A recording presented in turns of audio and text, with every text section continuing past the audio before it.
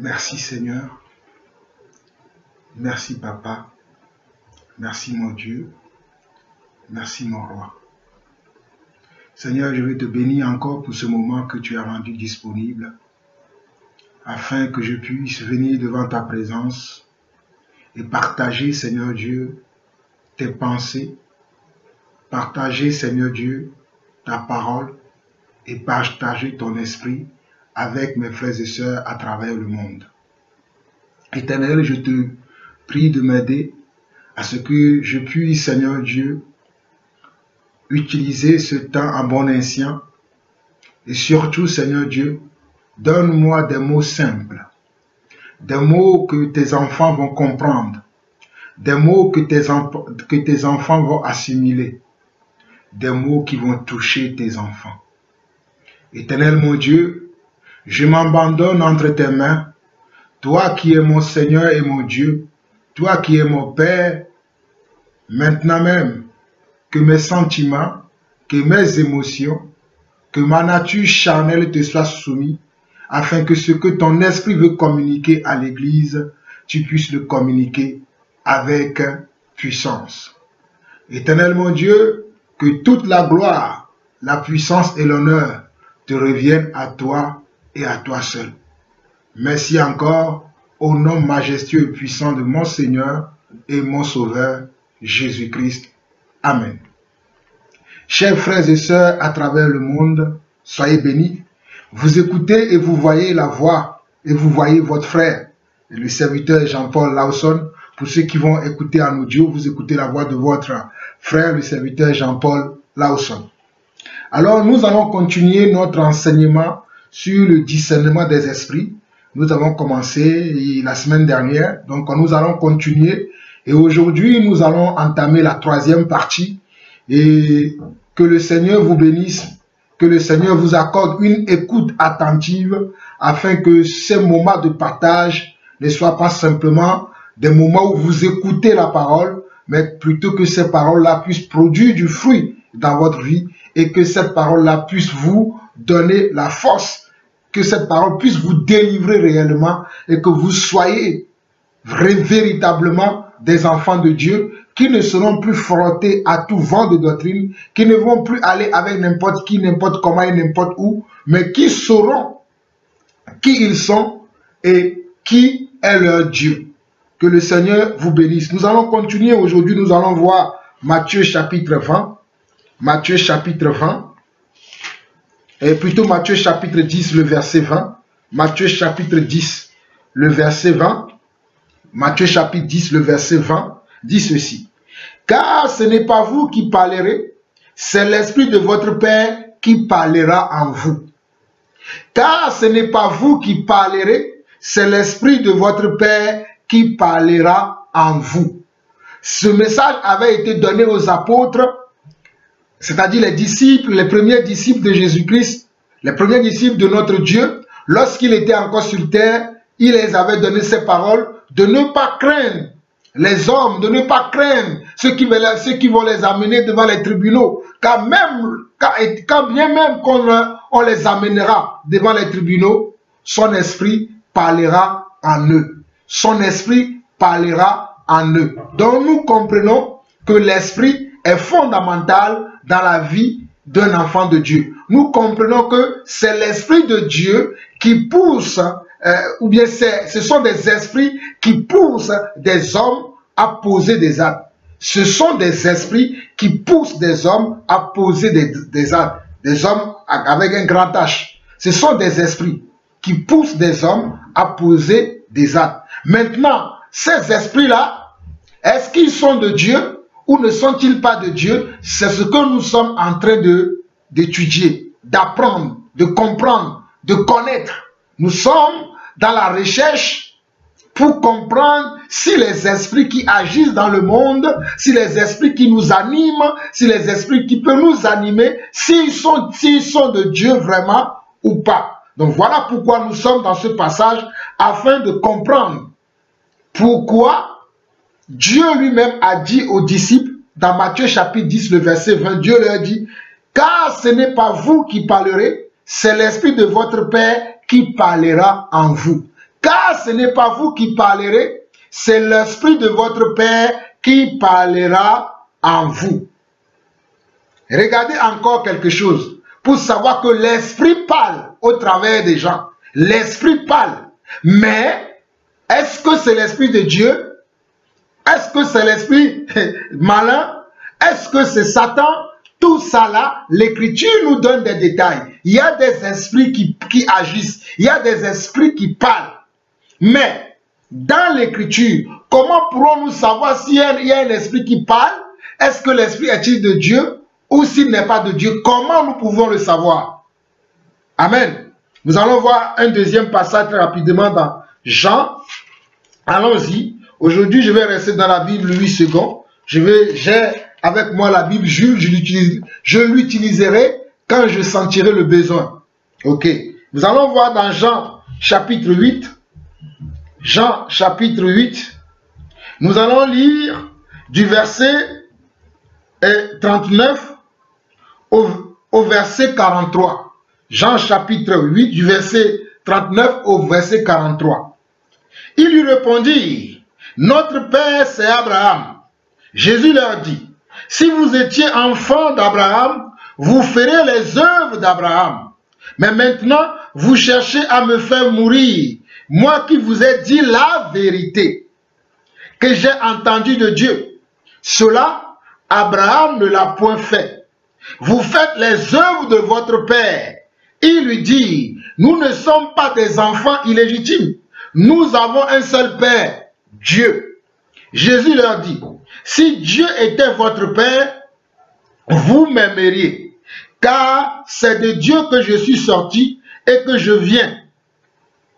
Je ne suis pas venu de moi-même, mais c'est lui qui m'a envoyé.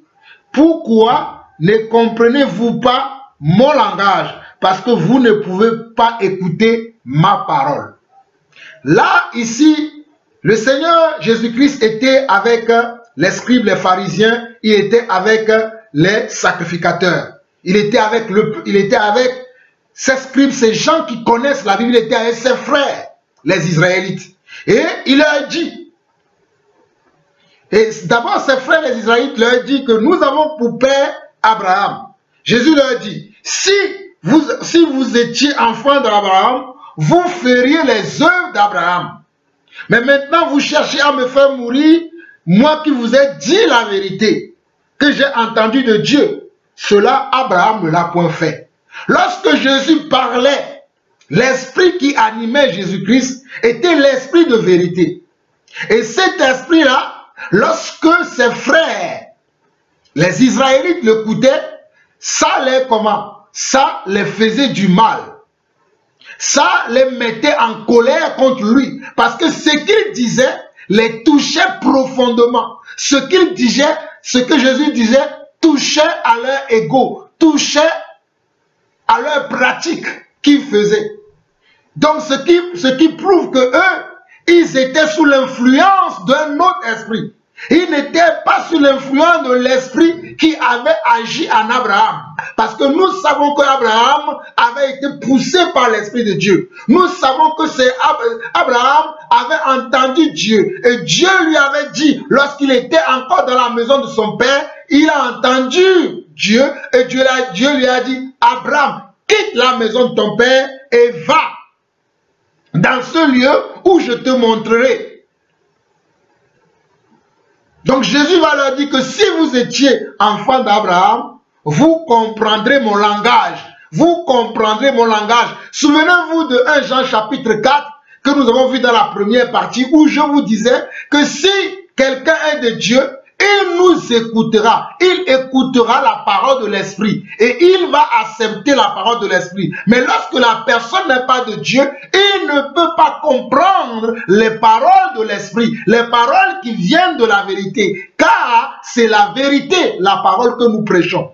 Alléluia. Ce n'est pas notre propre parole, c'est la parole de Dieu, c'est la parole de celui qui nous a envoyés. Nous sommes des messagers qui parlons de sa part. Alléluia. Et pour finir ici dans Jean 8, le verset 44, Jésus leur dit ceci. Vous avez pour père le diable et vous voulez accomplir les désirs de votre père. Vous avez pour père le diable et vous voulez accomplir les désirs de votre père. Il a été meurtrier dès le commencement et il ne se tient pas dans la vérité parce qu'il n'y a pas de vérité en lui. Lorsqu'il profère le mensonge, il parle de son propre fond car il est menteur et le père du mensonge. Alors Jésus va leur dire que vous êtes animés d'un autre esprit. Vous n'êtes pas animés du même esprit que moi. L'esprit qui m'anime, l'esprit qui me pousse à poser des actes que je pose, à faire ces miracles que je fais, à guérir les gens, à manifester la puissance de Dieu, à manifester l'amour de Dieu, à manifester la miséricorde de Dieu, à manifester le pardon de Dieu. Ce n'est pas le même esprit qui vous pousse. Vous qui m'écoutez, vous qui me suivez, certains d'entre vous, ce n'est pas le même esprit qui vous anime. Parce que si vous étiez enfant d'Abraham, vous écouterez comment? Vous comprendrez et vous écouterez et vous comprendrez mon langage. Parce que à ce moment-là, ces disciples, ces Israélites qui étaient avec lui, étaient sous l'influence d'un autre esprit, étaient sous l'influence de l'ennemi. Voilà pourquoi Jésus va leur dire que vous avez pour père le diable. Souvenez-vous que dans la parole, il est écrit dans la parole que si le péché a triomphé de vous, vous serez le résultat de ce péché qui a triomphé de vous. Amen. Si le péché a triomphé de vous, vous serez le résultat de ce péché qui a triomphé de vous. Nous sommes le résultat de comment? De l'esprit qui est en nous. La manière dont nous parlons, la manière dont nous agissons, la manière dont nous vivons est le résultat de l'esprit qui est en nous, de l'esprit qui nous domine. Parce que toute parole qui sort de la bouche d'un homme est conduite par un esprit. Je dis bien, toute parole qui sort de la bouche d'un homme est conduite par un esprit. Soit c'est l'esprit de Dieu, soit c'est l'esprit du malin. Soit c'est la vérité, soit c'est le mensonge. Soit c'est la parole de Dieu, soit c'est la parole du malin. Alléluia.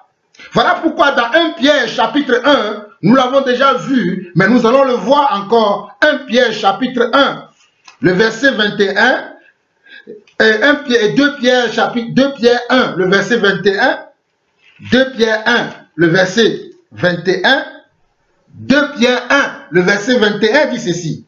Car ce n'est pas par une volonté d'homme qu'une prophétie a jamais été apportée, mais c'est poussé par le Saint-Esprit que des hommes ont parlé de la part de Dieu. Car ce n'est pas par une volonté d'homme, ce n'est pas par une volonté, ce n'est pas par le souhait, le désir, l'envie d'un homme qu'une prophétie peut être apportée. Mais c'est poussé par l'Esprit de Dieu que des hommes ont parlé de la part de Dieu. C'est poussé par l'Esprit. Dieu étant derrière les hommes qui ont parlé de sa part, les poussant à agir. Dieu étant derrière les hommes qu'il a appelés, qu'il a choisis, qu'il a mandatés pour son œuvre, étant lui-même derrière pour les pousser. C'est pour ça qu'on doit voir Dieu au travers de ces hommes. C'est pour ça qu'on voyait Dieu, on voyait Jésus-Christ au travers des apôtres. Car ce ne sont pas les hommes ordinaires que les habitants d'Israël avaient connus. Pierre était un pécheur. Mais lorsque Pierre parlait, après avoir rencontré le Messie, après avoir passé du temps, être enseigné par le Messie, on l'appelait comment? On l'appelait Pierre, un disciple de Jésus-Christ. On l'appelait Pierre, un chrétien. Parce que le mot chrétien veut dire celui qui suit Christ. Si vous ne savez pas. Le mot chrétien veut dire celui qui suit Christ. Celui en qui on voit les mêmes choses qui étaient en Christ. Voilà pourquoi je vous montre ici que c'est poussé par l'Esprit que les hommes ont parlé de la part de Dieu. Une prophétie ne peut pas être la volonté d'un homme. Mais aujourd'hui, nous voyons qu'il y a d'autres esprits qui poussent aussi les hommes à parler. Alléluia. Si l'Esprit de Dieu peut pousser les prophètes authentiques de Dieu à parler de sa part, il y a aussi d'autres esprits qui peuvent pousser des hommes aujourd'hui à manifester certaines choses dans lesquelles ils vont assimiler cela à Dieu, dans lesquelles ils vont attribuer cela à Dieu. Mais est-ce que c'est réellement Dieu qui parle? Est-ce que c'est réellement Dieu qui agit au travers de ces personnes? Nous sommes dans le discernement des esprits. Nous allons voir aujourd'hui qu'il y a des hommes qui parlent, il y a des hommes qui agissent, il y a des hommes qui racontent certaines choses, disant que c'est le Seigneur qui les pousse à faire ces choses. Mais est-ce que cela est conforme à l'écriture? Parce que si Dieu pousse quelqu'un à parler, cela doit être conforme aux écritures. Cela doit être conforme à ce qui a été dit avant, ce qui a été fait avant et ce qui a été la vérité. Mais si tel n'est pas le cas, vous êtes dans une contrefaçon. Vous êtes comment? En face de l'esprit de l'erreur. Nous pouvons lire également Luc chapitre 2. Luc chapitre 2, très rapidement, nous allons lire Luc chapitre 2. Luc chapitre 2, le verset 27. Luc chapitre 2, le verset 27, très rapidement. Luc chapitre 2, le verset 27 dit ceci. Il vint au temple poussé par l'Esprit. Et comme les parents apportaient le petit enfant Jésus pour accomplir à son égard ce qu'ordonnait la loi. On peut lire même à partir du verset 25 pour que vous puissiez comprendre. Et voici, il y avait à Jérusalem un homme appelé Siméon. Cet homme était juste et pieux. Il attendait la consolation d'Israël et l'Esprit Saint était sur lui. Regardez, et l'Esprit Saint était sur lui. Il attendait la consolation d'Israël. La consolation d'Israël, c'était le Messie qui doit venir. C'était la personne de Yeshua Mashiach, Jésus-Christ. Il attendait cette consolation selon la parole annoncée d'avance par les prophètes. Ésaïe a annoncé la venue de Yeshua HaMashiach. Ésaïe a annoncé sa venue. Même le premier prophète Moïse aussi a annoncé, le premier porte-parole de Dieu, Moïse, a annoncé aussi la venue de comment? De Jésus. Et comme Siméon regardait la prophétie, il attendait que la prophétie s'accomplisse. Alors, on nous dit au verset 26, il avait été divinement averti par le Saint-Esprit. Il avait été divinement averti par le Saint-Esprit qu'il ne mourrait point avant d'avoir vu le Christ du Seigneur.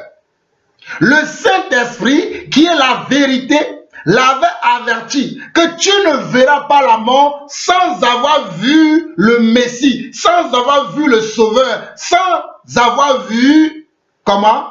Le Sauveur de l'humanité. Tu ne mourras pas, tu le verras avant que tu ne meurs. Mais qui lui a dit ça? Le Saint-Esprit l'a prévenu, lui a dit que tu verras comment le Messie et le Sauveur, le roi d'Israël qui devait venir, toi tu vas le voir avant que tu ne meurs. Voilà pourquoi au verset 25, verset 27, on nous dit qu'il vint au temple. Il est parti au temple, poussé encore quoi? Poussé, conduit. Poussé veut dire conduit, amené par l'Esprit, et comme les parents apportaient le petit enfant Jésus pour accomplir à son égard ce qu'ordonnait la loi, il le reçut dans ses bras, bénit Dieu et dit, Maintenant, Seigneur, tu laisses ton serviteur s'en aller en paix selon ta parole. Oh, alléluia. Maintenant, Seigneur, tu laisses ton serviteur s'en aller en paix selon ta parole. Car mes yeux ont vu ton salut.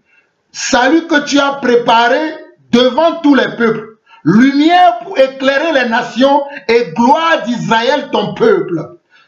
Et gloire d'Israël ton peuple. Alléluia. Vous lirez la suite chez vous. Donc vous voyez comment le Saint-Esprit a d'abord averti Siméon qu'il ne mourra pas sans avoir vu le Messie. Et quand le Messie, alléluia, quand le Seigneur est né, lorsque le Seigneur sera présenté dans le temple, ce jour-là, le Seigneur n'a pas voulu que Siméon soit absent. Il l'a prévenu, il a dit, hey, ce jour-là, va au temple. Ne sois pas absent au temple, car ce que je t'avais dit, que tes yeux verront avant ta mort, est sur le point de s'accomplir. Alors, poussé par l'Esprit, Siméon va aller au temple et il va voir de ses propres yeux. Il sera un témoin oculaire. Il va voir le Seigneur, le Sauveur de l'humanité, le Roi des rois, Yeshua, Hamashiach. Il va pouvoir le voir et va même prophétiser encore sur sa vie. Alléluia. Vous voyez comment Dieu est bon? Vous voyez comment nous devons discerner les temps et les saisons, nous devons discerner les esprits qui agissent. C'est très important. Allons lire encore un passage dans Marc chapitre 9, le verset 22. Là, Marc chapitre 9, le verset 22. Marc chapitre 9, le verset 22, très rapidement. Marc chapitre 9, le verset 22. On nous dit ici, et souvent, l'Esprit l'a jeté dans le feu et dans l'eau pour le faire périr. Et souvent, l'Esprit l'a jeté dans l'eau et dans le feu pour le faire périr. Ici, il est question d'un mauvais esprit qui attrapait un enfant. Et lorsque le mauvais esprit là attrapait l'enfant, il le poussait. Regardez, le mauvais esprit et le Saint-Esprit ont tendance à pousser les gens. On pousse similitude de pousser les gens à poser des actes, à faire des choses, à parler et à agir. Voilà pourquoi nous avons du mal à discerner lorsque nous sommes en face des manifestations de l'Esprit. Voilà pourquoi nous n'arrivons pas à discerner réellement si c'est l'Esprit de Dieu ou si c'est l'Esprit du malin. Parce que l'Esprit pousse les gens. L'Esprit pousse les gens à faire des choses ou à poser des actes, à dire des choses, à manifester des choses. Mais toujours est-il que, est-ce que c'est l'Esprit de Dieu? Alléluia. Et ici on nous dit que, nous sommes dans Marc 9, le verset 22, on nous dit, et souvent, l'Esprit l'a jeté dans le feu et dans l'eau pour le faire périr. Vous voyez? L'Esprit l'a poussé dans l'eau pour le faire périr.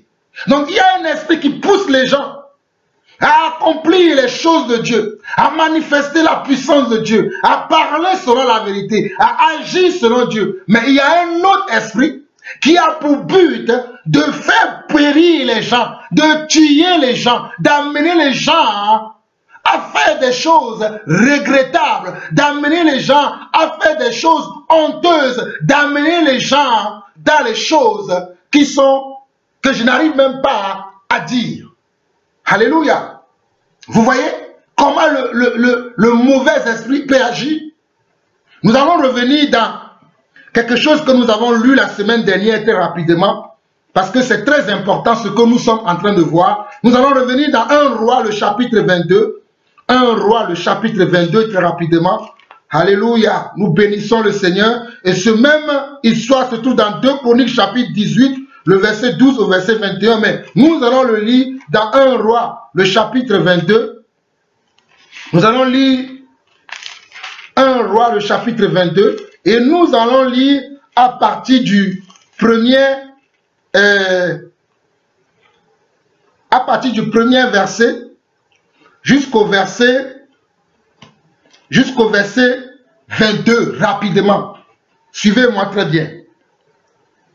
On resta 3 ans sans qu'il y ait guerre entre la Syrie et Israël. La 3e année, Josaphat, roi de Juda, descendit auprès du roi d'Israël. Le roi d'Israël dit à ses serviteurs, « Savez-vous que Ramoth en Galade est à nous, et nous ne nous inquiétons pas de la reprendre des mains du roi de Syrie. » Et il dit à Josaphat, « Veux-tu venir avec moi attaquer Ramoth en Galade ?» Josaphat répondit au roi d'Israël, « Nous irons, moi comme toi, mon peuple comme ton peuple, mes chevaux comme tes chevaux. » Puis Josaphat dit au roi d'Israël, « Consulte maintenant, je te prie, la parole de l'Éternel. » Le roi d'Israël assembla les prophètes au nombre d'environ 400 et leur dit, « Irai-je attaquer Ramoth en Galade ou dois-je y renoncer? » Mes chers frères, ici, il est question du roi Josaphat qui veut aller en guerre parce qu'il y a ces terres qui sont en train de partir en captivité. Beaucoup de ces terres sont parties en captivité. Beaucoup de ces biens ont été pris par les peuples qui les entourent, par les peuples qui sont autour d'eux. Mais maintenant, le roi d'Israël, Josaphat, veut récupérer ces terres-là, veut récupérer ces biens qui ont été enlevés par d'autres nations qui sont autour d'eux. Ce qui était la volonté de Dieu pour eux, parce qu'ils désobéissaient à Dieu. Et comme ils désobéissaient à Dieu, Dieu avait prévu cela comme punition pour eux. Mais le roi Josaphat, avant d'aller en conquête, en guerre, pour récupérer ses terres, récupérer ses biens, il va dire qu'il veut consulter le Seigneur. C'est une bonne chose de consulter le Seigneur avant d'agir. Il dit, je vais demander d'abord à Dieu si j'ai le pouvoir, si je peux aller en conquête, si je peux gagner, si c'est sa volonté que j'y aille. Il veut consulter Dieu. Il y a des gens que je vois souvent, ils veulent demander à Dieu, ils veulent poser des questions à Dieu, mais ils ne sont pas prêts d'attendre la réponse que Dieu veut leur donner. Écoutez-moi très bien, mes chers frères et sœurs. Il y a des gens qui veulent demander des choses à Dieu, ils veulent poser des questions à Dieu, mais ils ne sont pas prêts pour entendre la réponse que Dieu va leur donner.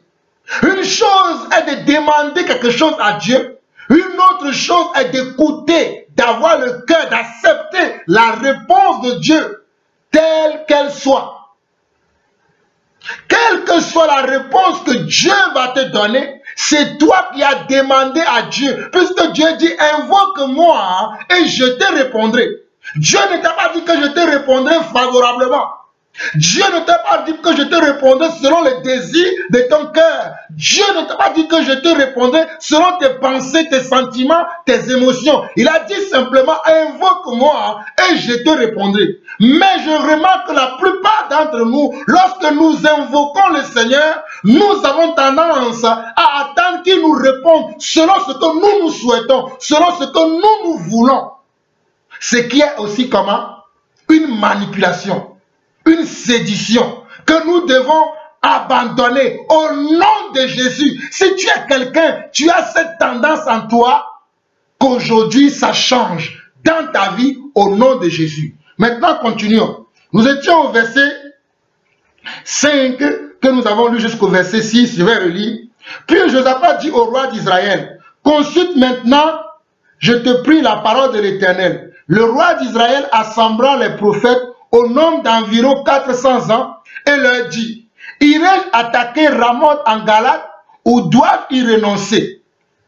Et il répondit, monte, et le Seigneur la livrera entre les mains du roi. Regardez, ici, le roi Josaphat a consulté combien? 400 prophètes. Il n'a pas consulté un prophète, ni 2 prophètes, ni 3 prophètes. Il en a consulté 400. Oh my God. Il en a consulté 400. Je ne sais pas si vous imaginez ce que nous sommes en train de voir, ce que l'Esprit nous montre là.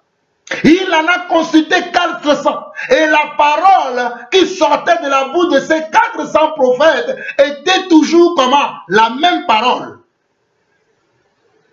Nous sommes au verset 6. Le roi d'Israël assembla les prophètes au nombre d'environ 400 et leur dit: irai attaquer Ramoth en Galade ou doivent-ils renoncer? Et il répondit: monte et le Seigneur la livrera entre les mains du roi.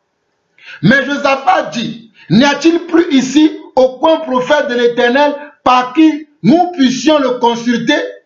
Le roi d'Israël répondit à Josaphat: il y a encore un homme par qui l'on pourrait consulter l'Éternel, mais je le hais, car il ne prophétise rien de bon, il ne prophétise que du mal. C'est Michée, fils de Jimla. Et Josaphat dit que le roi ne parle pas ainsi. Alors le roi d'Israël appela un eunuque et dit: fais venir tout de suite Michée, fils de Jimla.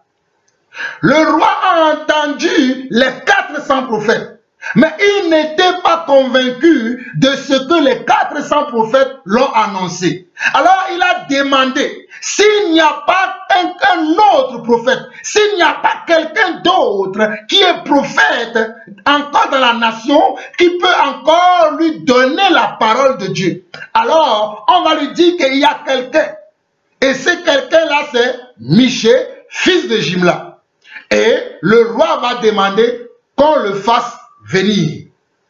Suivez-moi très bien. Au verset 10, le roi d'Israël et Josaphat, roi de Juda, étaient assis chacun sur son trône, revêtus de leurs habits royaux sur la place à l'entrée de la porte de Samarie, et tous les prophètes prophétisaient devant eux. Et tous les prophètes qui avaient été conviés prophétisaient devant eux. Comme on voit aujourd'hui beaucoup de prophètes prophétiser dans l'église, dans les rues, un peu partout. Sédécias, fils de Kenana, s'était fait des cornes de fer et il dit: ainsi parle l'Éternel, avec ces cornes, tu frapperas les Syriens jusqu'à les détruire. Et tous les prophètes prophétisaient de même en disant: monte à Ramoth en Galade, tu auras du succès et l'Éternel les livrera entre les mains du roi. Les 400, parmi les 400 prophètes, il y avait aussi Sédécias, fils de Kenana. Il s'est fait une corne de fer. Les gens qui aiment qu'on les impressionne. Lui, il s'est fait une corne de fer.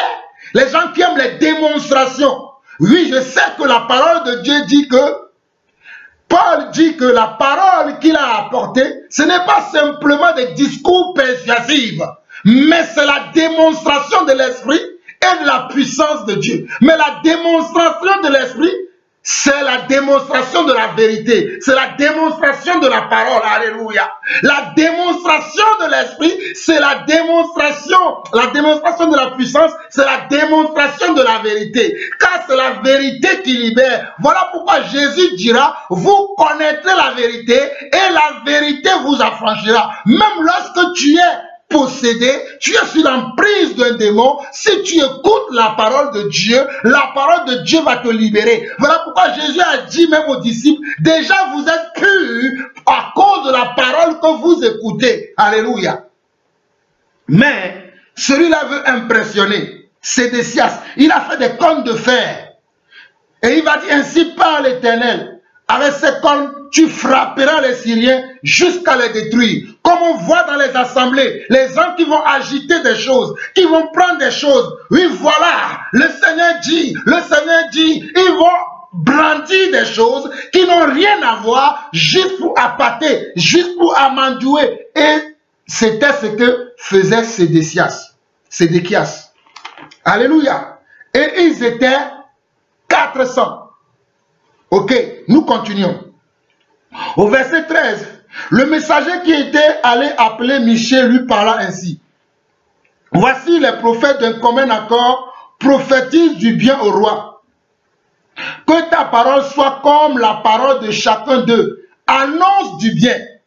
Regardez, le messager qu'on a envoyé pour aller chercher Michée, lorsqu'il est parti à la rencontre de Michée, sur le chemin, il a commencé à travailler l'esprit de Michée. Il a commencé à travailler comment? L'esprit de Michée, pour que lorsque Michée aussi va arriver, que Michée aussi dit la même chose. La même chose que nous voyons dans les assemblées aujourd'hui. Dans les assemblées, lorsqu'un pasteur est conduit par l'esprit de l'erreur, il va inviter un de ses collègues et il va lui dire, lorsque tu vas venir dans mon assemblée, tu vas dire la même chose. Comme ça, mon église va croire que c'est Dieu qui parle. Comme ça, mon église, les gens qui sont autour de moi, mon auditoire, va croire que c'est Dieu qui parle. Voilà, c'est comme ça que les choses se passent dans le milieu religieux aujourd'hui, dans le milieu chrétien aujourd'hui. Ce qui est comment? L'esprit de l'erreur, l'esprit de l'égarement. Ok, nous continuons. Au verset 14, Michée répondit, « L'Éternel est vivant. J'annoncerai ce que l'Éternel me dira. » Lorsqu'il fut arrivé auprès du roi, mais souvenez-vous que ce Michée-là avait été d'abord présenté au roi au verset 8, et au verset plutôt, oui voilà, au verset 8, qui n'annonce jamais rien de bon. Il avait été présenté comme un prophète de malheur. Comme un prophète de malheur, il n'annonce rien de bon. C'est comme ça qu'il avait été présenté. Mais lorsque le messager va aller le chercher, le messager va corrompre comment? Ses pensées.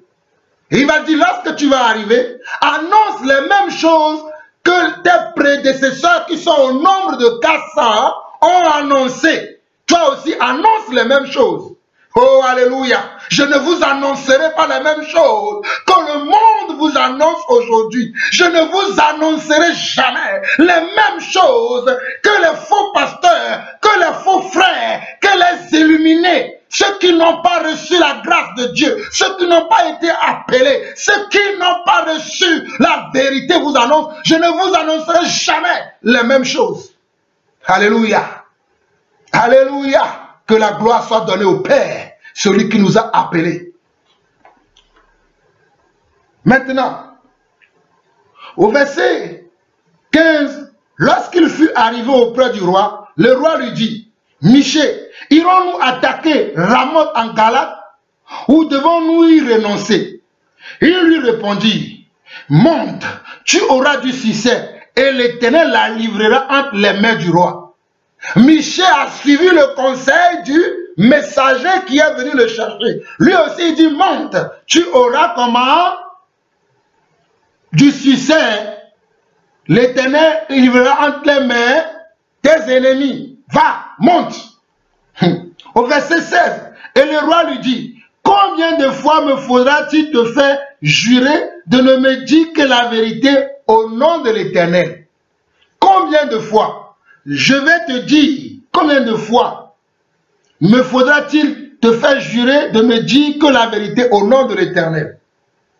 Michée répondit, je vois tout Israël dispersé sur les montagnes. Lorsque Michée a donné d'abord le message que le messager qui est parti le chercher, Michée n'avait pas consulté Dieu. Il a parlé directement parce qu'on lui a dit qu'annonce les mêmes choses qu'annonce les autres. Mais le roi n'était pas convaincu. Le roi, oh, que le Seigneur le bénisse, n'était pas convaincu. Pourtant, il n'était pas prêt d'écouter la réponse de Dieu. Mais il n'était pas convaincu. Il va dire à Michée, combien de fois je t'ai dit de me dire que la vérité. Alors Michée va prendre courage et va écouter maintenant l'Esprit de Dieu lui parler. Et l'Esprit de Dieu va lui dire ceci. Michée répondit, je vois tout Israël dispersé sur la montagne. Je vois tout Israël dispersé sur la montagne comme des brebis qui n'ont point de berger. Et l'Éternel dit, ces gens n'ont point de maître, que chacun retourne en paix dans sa maison. Alors, Michée a vu maintenant ce qui va se passer vraiment au combat, ce qui va se réaliser au combat Dieu a permis maintenant à Michée de le voir réellement. Et Michée va dire maintenant, je vois Israël dispersé. Ceux qui vont aller combattre les ennemis d'Israël, je le vois comment ils sont dispersés. Ils ne sont pas dans l'union, ils sont dispersés. Ce qui veut dire que qui les a dispersés? L'armée, comment? L'armée de l'ennemi. Ils sont dispersés. Comme des brebis qui n'ont point de berger. Comme des brebis qui n'ont point de berger. Les brebis qui n'ont pas de berger, ils font quoi? Ils sont dispersés, ils vont partout, ils vont partout parce qu'il n'y a pas un berger dans leur vie qui peut les diriger, qui peut les guider. Donc ils sont dispersés. Alors, au verset 18, le roi d'Israël dit à Josaphat, ne t'ai-je pas dit, il ne prophétise sur moi rien de bon. Il ne prophétise que du mal.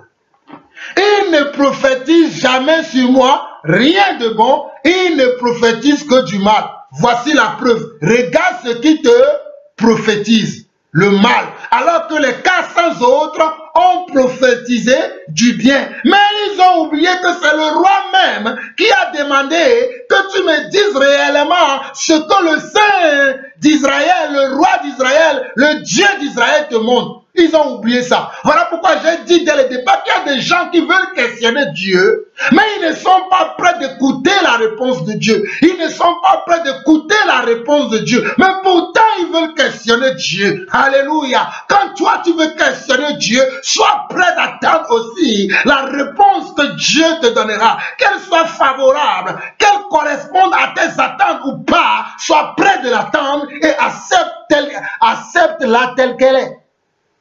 Ne tergiverse pas. Alors, quand le roi d'Israël a dit à Josaphat, ne t'ai-je pas dit, il ne me prophétise sur moi rien de bon, il ne prophétise que du mal.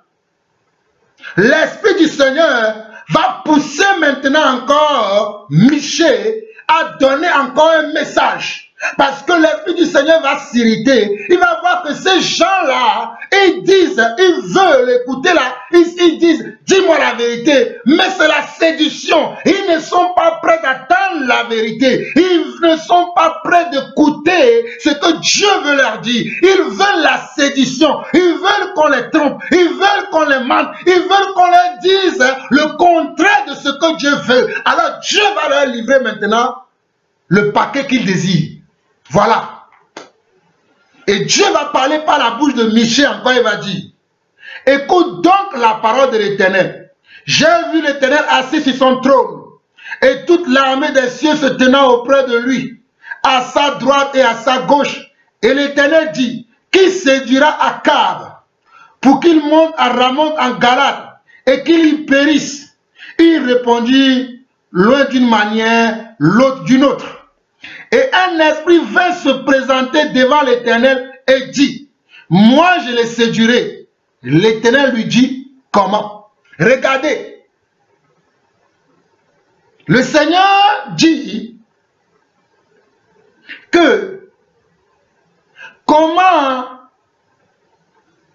qu'est-ce qui peut monter en Galade pour séduire Akab? Regardez la phrase que Dieu utilise. Et au verset 20, on nous dit que l'Éternel dit, qui séduira Akab? Parce que Akab ne veut pas la vérité. Parce que Akab ne cherche pas la vérité. Akab et son ami Josaphat ne veulent pas la vérité. Alors qui les séduira? Qui les séduira pour qu'ils tombent dans le piège que eux-mêmes, ils ont préparé pour eux-mêmes? Dans les désirs de leur cœur, dans les penchants de leur cœur, qui va les séduire? Alors, on nous dit au verset 21 qu'un esprit, il est toujours question des esprits. Un esprit vint se présenter. Il y a un esprit qui vint se présenter devant l'Éternel, qui n'est pas l'esprit de Dieu, mais le Seigneur libère quand même, va. Alléluia. Ce n'était pas l'esprit de Dieu. C'est un esprit de séduction, un esprit de malheur qui vient devant le Seigneur, qui dit, moi, je peux faire le travail. Et il dit, Et un esprit vint se présenter devant l'Éternel et dit, moi je le séduirai. L'Éternel lui dit, comment? Il dit, moi je vais le séduire. Et l'Éternel a dit, comment il va faire? Le Seigneur demande à l'esprit là, qui vint se présenter devant lui, selon la prophétie qu'il a révélée à Michée, que comment tu vas faire? Et l'esprit dit, au verset 22, je sortirai, répondit-il, et je serai un esprit de mensonge dans la bouche de tous ces prophètes. L'Éternel lui dit, tu le séduiras et tu en viendras à bout, sors et fais ainsi. Et verset 23, et maintenant, voici, l'Éternel a mis un esprit de mensonge dans la bouche de tous les prophètes qui sont là. Vous voyez? Puisque Akab et son ami Josaphat ne voulaient pas écouter la volonté de Dieu, ne voulaient pas écouter la vérité, ne voulaient pas écouter ce que Dieu a décidé dans son plan, selon son conseil, Dieu lui-même maintenant envoie un esprit de comment? Un esprit de séduction qui va les séduire au travers de tous les prophètes que ces deux rois, ces deux amis vont consulter, ils vont leur annoncer la même chose. Alors comprenez, dans la première partie, on avait vu 400 prophètes qui annonçaient le mensonge. On avait vu 400 prophètes qui annonçaient le mensonge. Alors mes frères et sœurs, comprenez que ce n'est pas là. Dans le royaume des cieux, ce n'est pas la majorité qui gagne. Ce n'est pas parce qu'il y a beaucoup de personnes qui abordent ce sens, qui parlent selon ce sens, qui vont dans ce sens-là, que ça veut dire que Dieu est dans l'affaire, que ça veut dire que Dieu est au milieu de nous. Ce n'est pas parce qu'il y a beaucoup de personnes qui acceptent la même chose, qui croient la même chose, qui pratiquent la même chose, qui font les mêmes choses, que Dieu est dans l'affaire. Vous voyez, Dieu lui-même, il a dit qu'il va envoyer un esprit de séduction, un esprit de malheur, pour que ces deux rois-là puissent croire à tout ce que les prophètes vont leur annoncer, selon comment? Selon les désirs de leur cœur. Parce que selon les désirs de leur cœur, ils veulent aller affronter leurs ennemis. Mais ce n'était pas le temps. Dieu a dit, n'allez pas. Mais ils veulent aller. Alors Dieu les livre au penchant de leur cœur. Alléluia. Nous allons aller rapidement dans 2 Thessaloniciens. Allons-y très rapidement. 2 Thessaloniciens. 2 Thessaloniciens. Allons-y très rapidement. Oh, il y a tellement beaucoup de choses à dire. Seigneur, aide ton serviteur que je suis. Oh, afin que je puisse annoncer ta parole avec exactitude et compréhension. Dans 2 Thessaloniciens chapitre 2, on nous dit à partir du verset 9 jusqu'au verset 12, l'apparition de cet impie se fera par la puissance de Satan, avec toutes sortes de miracles, de signes et de prodiges mensongers. L'apparition de cet impie se fera par la puissance de Satan, avec toutes sortes de miracles, de signes et de prodiges mensongers. Vous qui aimez les miracles, vous qui aimez les signes, vous qui aimez comment les prophéties, vous qui aimez les signes, les miracles. Verset 10. Et avec toutes, oh alléluia, et avec toutes les séditions de l'iniquité pour ceux qui périssent parce qu'ils n'ont pas reçu l'amour de la vérité pour être sauvés. Ce qui nous sauve, c'est l'amour de la vérité. Même si la vérité ne nous arrange pas, même si la vérité ne va pas dans notre sens, même si la vérité n'est pas ce que nous entendons, nous devons l'accepter. Parce qu'on nous dit au verset 10, et avec toutes les séditions de l'iniquité pour ceux qui périssent, parce qu'ils n'ont pas reçu l'amour de la vérité pour être sauvés. Et regardez au verset 11. Ainsi, Dieu leur envoie-t-il une puissance d'égarement pour qu'ils croient au mensonge, afin que ceux qui n'ont pas cru à la vérité, mais qui ont pris plaisir à l'injustice, soient condamnés. Regardez bien le verset 11. Aussi, Dieu leur envoie aussi Dieu leur envoie-t-il une puissance d'égarement pour qu'ils croient au mensonge, afin que tous ceux qui n'ont pas cru la vérité, mais qu'ils ont pris plaisir à l'injustice, soient condamnés. Mais regardez bien au verset 10, et avec toutes les séditions de l'iniquité, avec toutes les séditions, il y a de la sédition dans la vie de ces personnes, dans la bouche de ces personnes, dans la manière de faire de ces personnes. Et leur but, c'est de nous séduire. Leur but, c'est de nous amener à ne plus croire à l'Esprit de Dieu, mais à croire aux mensonges et aux séditions qui sont en eux. Voilà leur but. Voilà pourquoi ils sont là. Mais on nous dit que ils n'ont pas reçu l'amour de la vérité.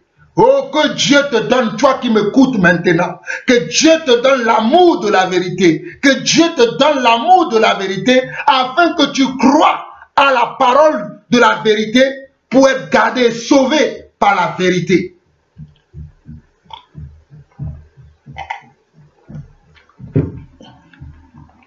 Nous allons voir maintenant Matthieu 4. Matthieu 4. Très rapidement, Matthieu 4, le verset 1 à 4. Matthieu 4, le verset 1 à 4. Alors Jésus fut amené par l'Esprit. Regardez. Oh, alléluia. Alors Jésus fut amené par l'Esprit dans le désert pour être tenté par le diable. Alors, Jésus qui est Dieu, Jésus qui est le Tout-Puissant, fut amené dans le désert par qui? Par l'Esprit. Alléluia. Quand l'Esprit est derrière quelque chose, quand l'Esprit ici, l'Esprit, c'est l'Esprit de Dieu, c'est l'Esprit de vérité, c'est Dieu. Quand l'Esprit de Dieu est derrière quelque chose, il y a toujours de la victoire. Alléluia. Il n'y a jamais d'échec. L'Esprit n'échoue pas. L'Esprit de Dieu n'échoue pas. Écoutez-moi, l'Esprit de Dieu n'échoue pas. Ok? Après avoir jeûné 40 jours et 40 nuits, il eut faim. Le tentateur s'étant approché lui dit, si tu es fils de Dieu, ordonne que ces pierres deviennent des pains. Jésus répondit, il est écrit, l'homme ne vivra pas de pain seulement, mais de toute parole qui sort de la bouche de Dieu. Regardez, le mauvais esprit qui est animé par Satan, que Satan utilise, ou bien dont Satan est animé, vient maintenant pour tromper la parole, celui qui est la parole lui-même, celui qui est la vérité, alléluia. Il vient pour le tenter lui-même, il lui dit, il est écrit. C'est comme ça que les faux pasteurs, les séducteurs aussi, utilisent la parole, mais ils tordent le sens. Ils changent, ils tordent le sens. Ils tournent la parole dans l'autre sens à leur propre fin. C'est ce que le diable a essayé ici de faire avec le Seigneur. Il lui dit au verset 3, le tentateur s'étant approché lui dit, si tu es fils de Dieu, ordonne que ces pierres deviennent des pains. Jésus répondit, il est écrit, l'homme ne vivra pas de pain seulement, mais de toute parole qui sort de la bouche de Dieu. Regardez que Jésus aussi a répondu avec la parole. Jésus n'est pas parti pour aller dire, je vais prier avant de venir répondre. Je vais demander quelle est la volonté de Dieu avant de venir répondre. Parce qu'il connaissait déjà cette volonté qui est la vérité. Alors il va répliquer en disant qu'il est aussi écrit, mon peuple périt faute de connaissance. Il est aussi écrit que l'homme ne vivra pas de pain seulement. Même si j'ai faim, je sais qu'il est aussi écrit que l'homme ne vivra pas de pain seulement. Alors, Esprit de Dieu, remplis-moi comment? De nourriture. Apaise ma faim. Voilà la réponse que Jésus a donnée à Satan. Je continue. Satan ne s'est pas arrêté, il continue. Le diable le transporta dans la ville sainte, le plaça sur le haut du temple et lui dit, si tu es fils de Dieu, jette-toi en bas, car il est écrit, alléluia, le diable connaît la parole plus que vous et moi. Je dis bien, le diable connaît la parole plus que vous et moi. Parce que le diable était là à la création du monde. Le diable était là lorsque Dieu a dit, faisons l'homme à notre image, selon notre ressemblance. Le diable était là. Sauf que le diable ne se soumet pas à la parole. Sauf que le diable ne veut pas se soumettre à la parole. Il est sorti de la soumission de Dieu. Voilà pourquoi il est devenu ennemi de Dieu. Alors il va utiliser encore cette parole qu'il connaissait. Il va l'utiliser pour tromper comment le Seigneur. Alors qu'on ne peut pas tromper le Seigneur. Le Seigneur est comment? Est immortel. Et il est inarrêtable. Il est comment? On ne peut pas le tromper. Alléluia. Alors, il dit... Et verset 6 de Matthieu chapitre 4, il dit, si tu es fils de Dieu, jette-toi en bas, car il est écrit, il donnera des ordres à ses anges à ton sujet, et ils te porteront sur les mains, de peur que ton pied ne heurte contre une pierre. Jésus lui dit, il est aussi écrit, tu ne tenteras point le Seigneur ton Dieu. Il est aussi écrit, tu ne tenteras point le Seigneur ton Dieu. Le diable transporta encore sur une montagne très élevée. Lui montra tous les royaumes du monde et leur gloire. Oh, lui montra tous les royaumes du monde et leur gloire. Et lui dit, je te donnerai toutes ces choses si tu te prosternes et m'adores. Je te donnerai toutes ces choses. Oh, vous qui aimez les choses de ce monde, vous qui aimez la gloire, vous qui aimez le matu vu, vous qui aimez les grandes choses, les belles choses, vous qui voulez vous emparer de tout ce qu'il y a dans ce monde, le diable vous guette. Alléluia. Le diable est à votre trousse. Le diable court. Il est à votre trousse comme un lion rugissant, cherchant qui il va dévorer. Toi qui cherches les choses de ce monde, si ces choses viennent à toi, tranquillement, sans que tu les aies cherchées, ça c'est la bénédiction de Dieu. Mais si tu cours derrière ces choses, sache que le diable est à tes trousses. Il dit, si tu te prosternes et m'adores, je te donnerai comment? Toutes ces choses, car elles sont à moi. C'est un mensonge. Ces choses ne sont pas à lui, car tout ce qui a été créé par qui? Par le Seigneur. Au commencement, souvenez-vous de la première partie de cet enseignement sur le discernement des esprits. Au commencement était la parole était avec Dieu et la parole était Dieu. Au verset 14 de Jean chapitre 1, et la parole a été fait chair. Et cette parole qui a été fait chair, qui a créé toutes choses, toi tu vas lui mentir pour dire que toutes ces choses-là, je vais te les donner, qui sont à toi, alors que c'est le créateur de ces choses qui sont en face de toi. Celui qui a créé toutes ces choses-là, celui qui est l'auteur de la création, il est en face de toi. Et toi, tu cherches à le tromper. On ne trompe pas le Seigneur. Au verset 10, Jésus lui dit, retire-toi, Satan, car il est écrit, tu adoreras le Seigneur ton Dieu et tu le serviras lui seul. Regardez ce que le Seigneur lui dit. Car il est écrit.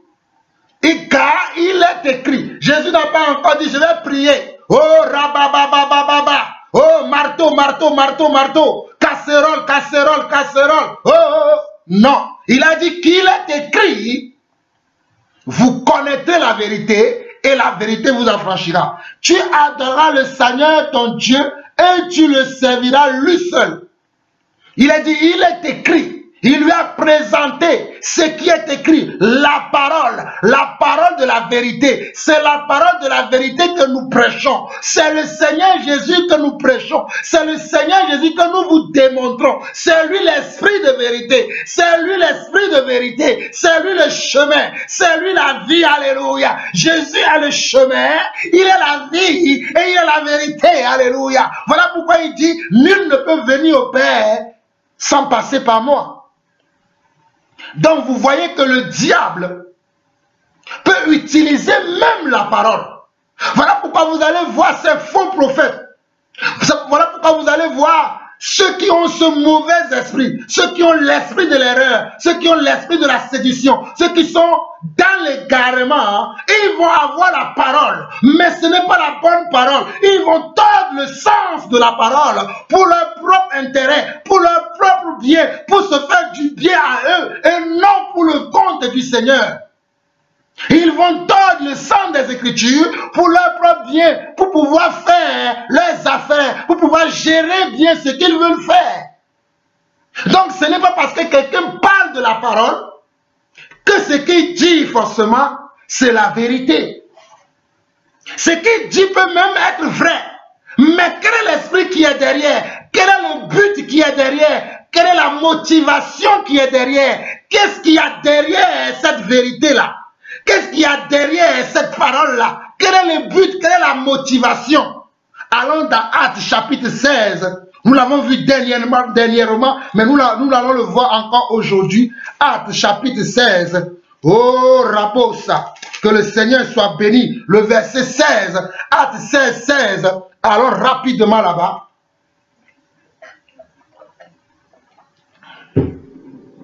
Comme nous allions au lieu de prière, une servante qui avait un esprit de python et qui en devinant procurait un grand profit à ses maîtres vint au devant de nous et se mit à nous suivre, Paul et nous. Elle criait, ces hommes sont les serviteurs du Dieu très haut et ils vous annoncent la voie du salut. Regardez, on nous dit bien ici, comme nous allions au lieu de prière, une servante qui avait un esprit de python. Il y avait une servante, mais pas une servante de l'Éternel, une servante de l'autre, une servante de Satan, une servante de l'esprit de l'erreur, une servante de la séduction, qui utilisait l'esprit de python. L'esprit de python, cette caractéristique, c'est la divination. L'esprit de python, cette caractéristique, c'est la prophétie. Il peut vous donner des prophéties, même qui peuvent être exactes, même qui peuvent être correctes. Souvenez-vous de la parole du Seigneur dans Matthieu chapitre 7. Il a dit, Seigneur, ce jour-là, beaucoup me diront, en ton nom, oh alléluia, en ton nom, nous avons chassé les démons, en ton nom, nous avons fait ceci, en ton nom, nous avons fait cela. Mais regardez la réponse du Seigneur. Le Seigneur n'a pas dit qu'il va leur dire, vous n'avez pas fait. Le Seigneur reconnaît, vous avez fait à mon nom. Même si vous avez pris d'autres esprits, vous l'avez fait à mon nom. Le Seigneur sait. Mais le Seigneur a dit, je vous dirai, éloignez-vous de moi, car je ne vous ai jamais connu. Regardez la phrase, le mot que le Seigneur a utilisé. Éloignez-vous de moi, car je ne vous ai jamais connu. Ce qui veut dire que même lorsque ces personnes-là pratiquaient ces choses, le Seigneur ne les reconnaissait pas. Donc, à la dernière heure, quand le Seigneur va dire, je ne vous ai jamais connu, cela ne doit pas les étonner. Parce que depuis qu'ils utilisaient le nom du Seigneur à leur fin, le Seigneur ne les a jamais approuvés. Le Seigneur ne l'a jamais accepté. Mais ils se persuadaient eux-mêmes. Ils se persuadaient eux-mêmes. Et ils se persuadaient eux-mêmes. Voilà pourquoi la Bible déclare, examinez-vous vous-même pour savoir si vous êtes dans la foi. Examine-toi mon frère.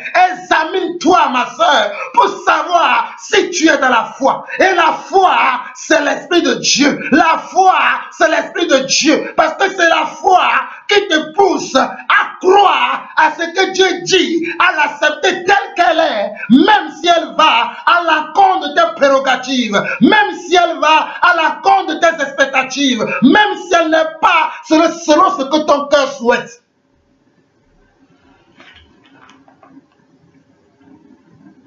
Au verset 17, on nous dit qu'elle se mit à nous suivre, Paul et nous.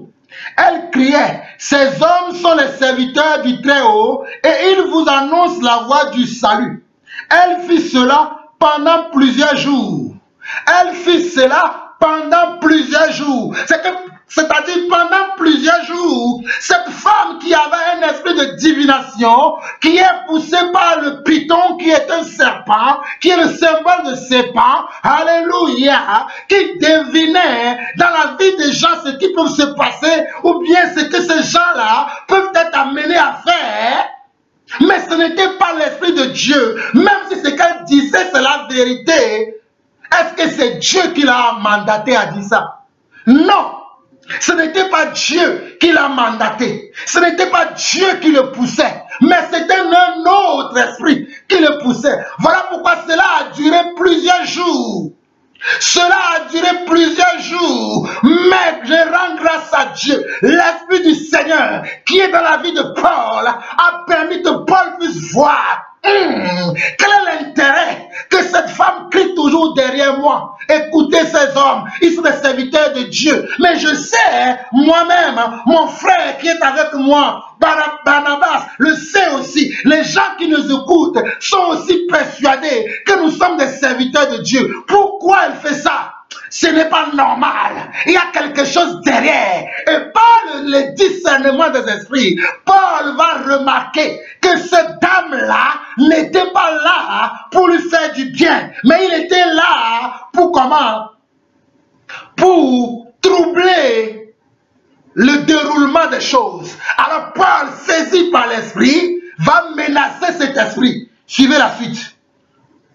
Au verset 18, elle fit cela pendant plusieurs jours. Paul, fatigué, se retourna et dit à l'esprit. Regardez, Paul, fatigué, se retourna et dit à l'esprit, à cet esprit-là, qui est l'esprit de divination, qui est l'esprit de python, qui n'est pas l'esprit de Dieu. Remarquez que cet esprit a la sédition, les traits, les caractères de l'esprit de python, l'esprit de divination, le caractère prédominant chez lui, c'est la sédition. Ils vont vouloir vous séduire, ils vont vouloir vous dire ce que vous allez aimer. Alléluia. Ils vont vouloir vous dire ce que vous allez aimer, ce qui vous attire, ce qui vous plaît. Comme moi qui aime la parole, si l'esprit de divination veut me séduire, il va me donner de bonnes paroles, il va me donner de bonnes choses, afin que je me dise, ça, c'est peut-être Dieu qui agit. Voilà comment ils font. Voilà comment ces gens font. Voilà comment cet esprit agit. Mais ce n'est pas l'esprit de Dieu.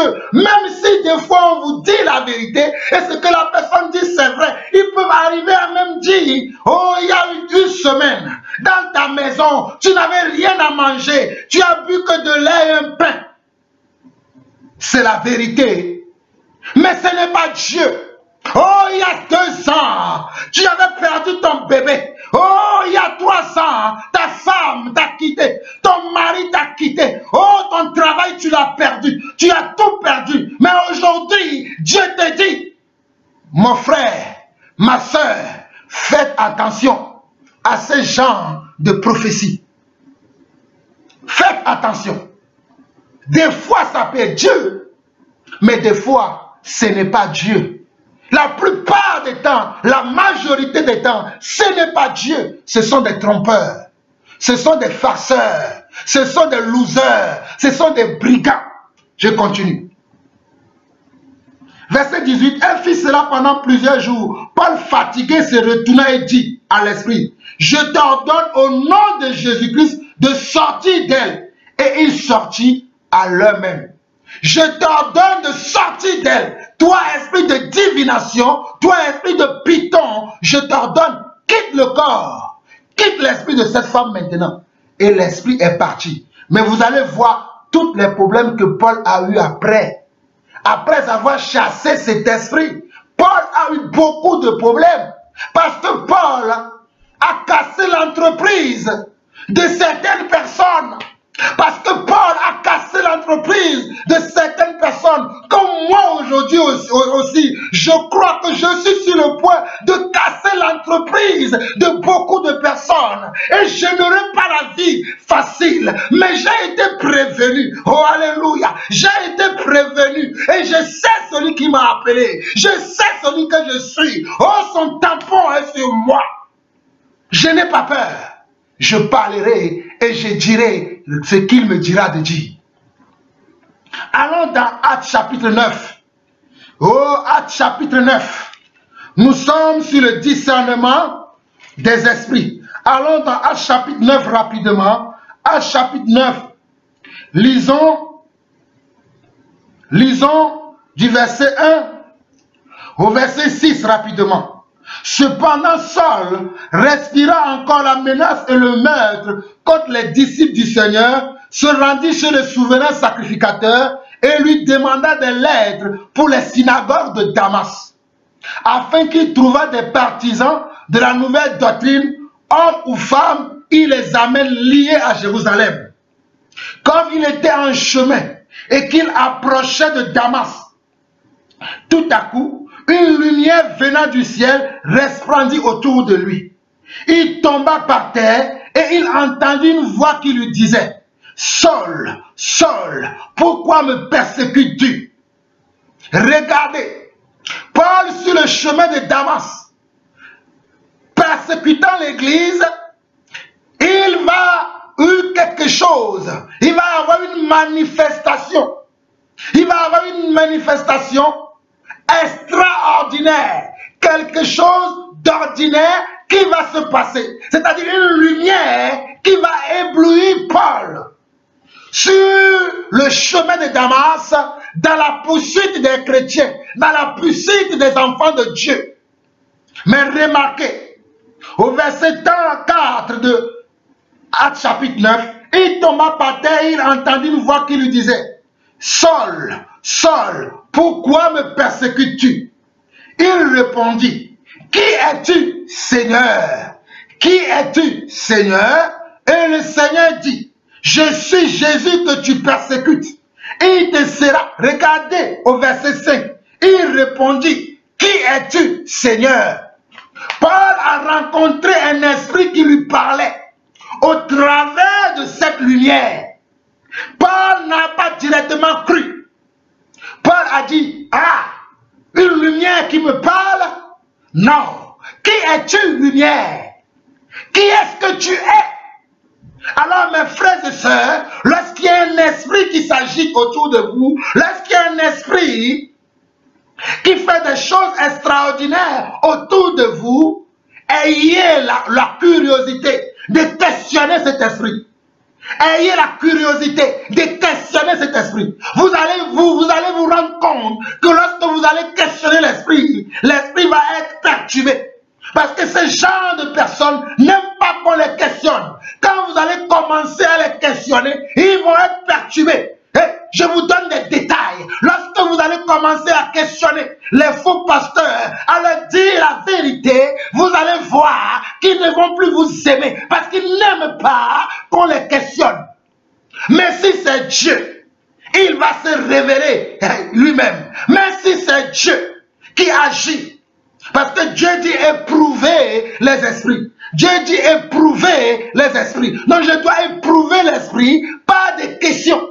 Les questions qui concernent la vérité. Voilà pourquoi Paul va dire: Qui es-tu, toi qui me parles au travers de la lumière? Et la lumière va répondre pour dire: Je suis Jésus que tu persécutes. Il te serait dur de regimber contre les aiguillons. Pourquoi Paul a cru que c'était Jésus qui lui parlait? Parce que Paul savait qu'il persécutait les chrétiens. Il persécutait les disciples de Jésus. Et il y a quelqu'un qui est la tête de ce charabosa. Alléluia. Il y a quelqu'un. Oh, alléluia. Il y a un homme qui est derrière ces chrétiens qu'il persécute. Il y a un homme qui est la puissance de ces chrétiens qu'il persécute, de ces croyants, de ces disciples qu'il persécute. Alors cet homme lui-même va se présenter à Paul pour lui dire: Hé Paul, ces personnes que tu persécutes là, c'est moi. Ces personnes que tu crois que tu persécutes, ces personnes que tu es en train de persécuter, c'est moi. Alors Paul ne peut croire. Alors là, Paul ne peut croire que ça, parce qu'il sait qu'il n'a pas touché à Jésus, mais il touchait à ses disciples. Mais comme il touchait à ses disciples, c'est comme il touchait à Jésus lui-même. Voilà pourquoi Jésus est venu se présenter à lui.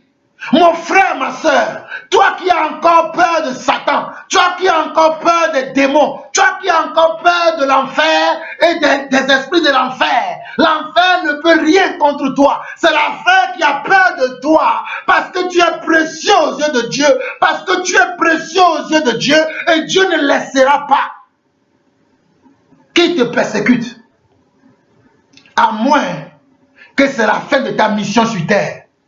Si ce n'est pas encore la fin de ta mission, il peut même te persécuter. Il peut même, alléluia, te lapider.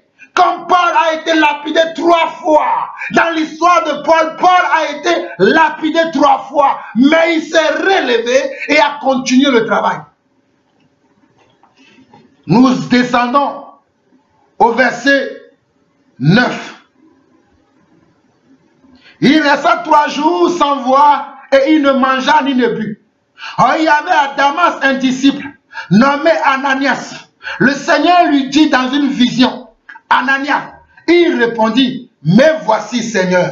Il y avait un disciple. Ce disciple-là, l'Esprit du Seigneur va se présenter à lui. L'Esprit du Seigneur lui dit dans une vision. Regardez, l'Esprit du Seigneur lui dit dans une vision. Même quand tu reçois une vision, apprête-toi ma soeur, apprête-toi mon frère. Sois-en sûr que cette vision-là, c'est le Seigneur qui te le donne. C'est le Seigneur qui est à l'origine. Parce que Satan aussi donne des visions. Parce que l'ennemi aussi donne des visions. Alors, au verset 11, et le Seigneur lui dit, lève-toi, va dans la rue qu'on appelle la droite, et cherche dans la maison de Judas un nommé Saul de Tarse. Car il prit, et il a vu en vision un homme du nom d'Ananias qui entrait et qui lui imposa les mains afin qu'il recouvre la vue. Ananias répondit, regardez, avant que le Seigneur n'envoie le frère Ananias vers le frère Paul, il a montré d'abord dans une vision à Paul que je vais t'envoyer quelqu'un. Je vais t'envoyer quelqu'un qui va te soulager de tes maux, qui va te parler de ma part. Il a pris le soin d'avertir Paul. Il n'a pas laissé Paul dans le brouillard. Il n'a pas laissé Paul dans le brouillard. Mais il a préparé Paul. Il a averti en avant.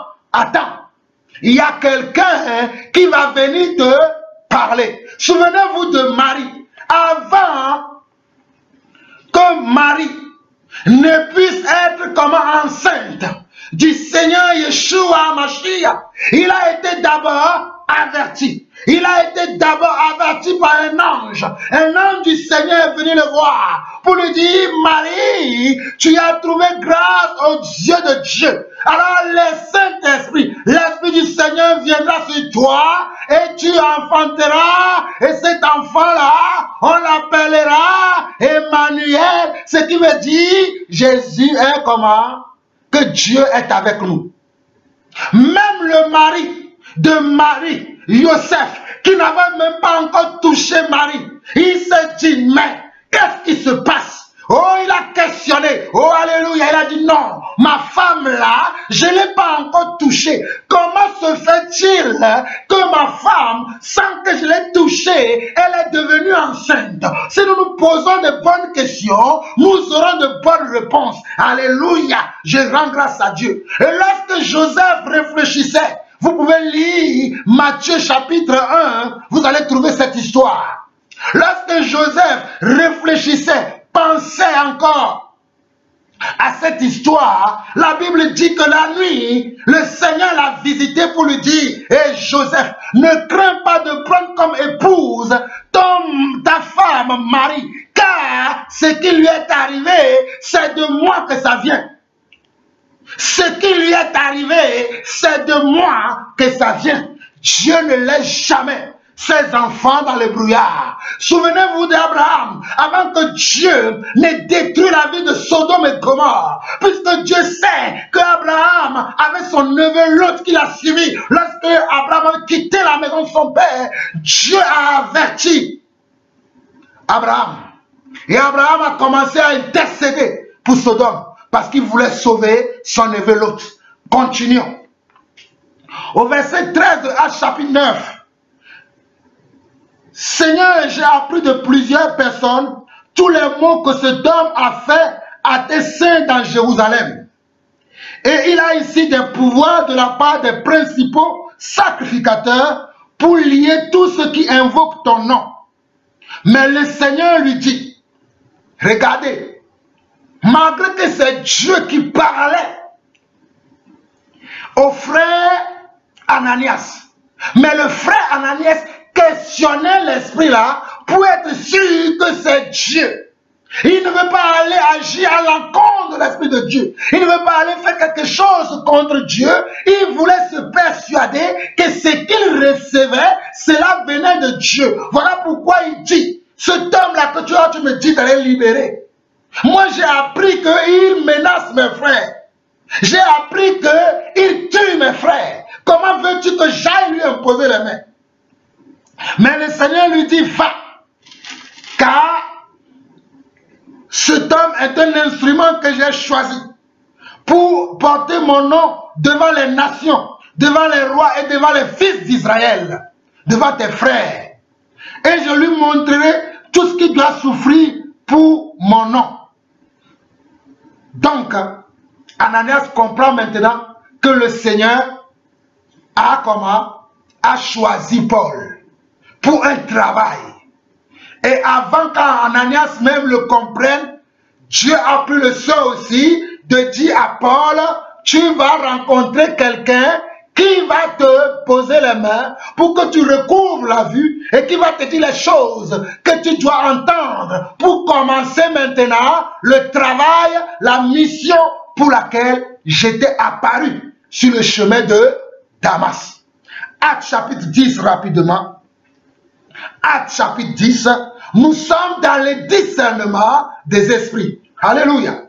Il y avait à Césarée un homme nommé Corneille, centenier de la cohorte dite italienne. Cet homme était pieux et craignait Dieu avec toute sa maison. Il faisait beaucoup de monde au peuple et priait Dieu continuellement. Vers la 9e heure du jour, il vit clairement dans une vision un ange de Dieu qui entra chez lui et qui lui dit, Corneille. Il vit clairement dans une vision un ange de Dieu qui lui dit, Corneille. Les regards fixés sur lui et saisi d'effroi, il répondit, qu'est-ce, Seigneur? Et l'ange lui dit, tes prières et tes aumônes sont montées devant Dieu et il s'en est souvenu.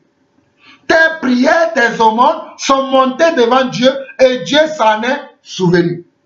Envoie maintenant des hommes à Joppé et fais venir Simon surnommé Pierre. Il est logé chez un certain Simon corroyeur dont la maison est près de la mer. Dès que l'ange qui lui avait parlé fut parti, Corneille appela 2 de ses serviteurs et un soldat pieux d'entre eux qui était attaché à sa personne, et après leur avoir tout raconté, il les envoya à Joppé. Le lendemain, comme ils étaient en route et qu'ils s'approchaient de la ville, Pierre monta sur le toit. Regardez, Corneille a eu une vision, Pierre n'était pas là. Maintenant, Pierre lui aussi priait. Et Dieu savait qu'il y a des gens qui vont venir de la part de Corneille chez Pierre. Et Corneille était un païen. Et Pierre était un juif, était un Israélien. Et les Israéliens n'avaient pas de rapport avec les païens. Si Dieu ne prévenait pas Paul et Pierre, Pierre n'allait pas accepter, Pierre n'allait pas recevoir ces personnes. Le discernement des esprits. Alors, Dieu va prévenir aussi Pierre pour qu'il sache que ces hommes-là viennent de sa part.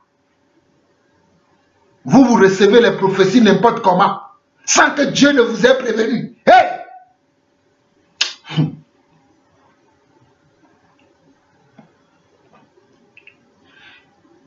Nous sommes à 10, verset 9. Le lendemain, comme ils étaient en route et qu'ils s'approchaient de la ville, Pierre monta sur le toit vers la 6e heure pour prier. Il eut faim, il voulut manger. Pendant qu'on lui préparait à manger, il tomba en extase. Il vit le ciel ouvert et un objet semblable à une grande nappe attachée par les 4 coins qui descendait et s'abassait vers la terre. Et où se trouvaient tous les quadrupèdes et les reptiles de la terre et les oiseaux du ciel. Et une voix lui dit, lève-toi Pierre, tue et mange. Pierre dit, non Seigneur, car je n'ai jamais rien mangé de souillé ni d'impur. Les animaux qu'on était en train de montrer à Pierre, c'était Corneille et sa famille. C'était Corneille et sa famille. Et comme Pierre n'a jamais mangé, il dit non, je ne peux pas. Voilà le discernement des esprits. Il dit non, je ne peux pas. Mais il va écouter quelque chose. Verset 15, et pour la deuxième fois, la voix se fit encore entendre à lui. Ce que Dieu a déclaré pur, ne les regarde pas comme souillés. Cela arriva jusqu'à 3 fois et aussitôt après, l'objet fut retiré dans le ciel. Tandis que Pierre ne savait en lui-même que penser du sens de la vision qu'il avait eue, Pierre réfléchissait encore pour déchiffrer quel est le sens de cette vision que j'ai eue. Qu'est-ce que Dieu veut me dire au travers de cette vision? Quelle est la révélation qui se cache derrière cette vision?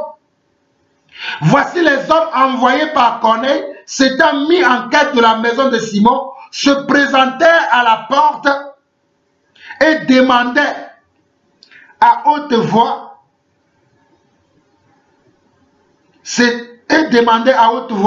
si c'était là que logeait Simon, surnommé Pierre. Et comme Pierre réfléchissait à la vision, l'Esprit lui dit, comme Pierre réfléchissait, il réfléchissait pour comprendre la vision, l'Esprit lui dit, l'Esprit de Dieu lui dit, voici 3 hommes te demandent, lève-toi, descends et pars avec eux sans hésiter, car c'est moi qui les ai envoyés. Car c'est moi qui les ai envoyés. L'Esprit le confirme.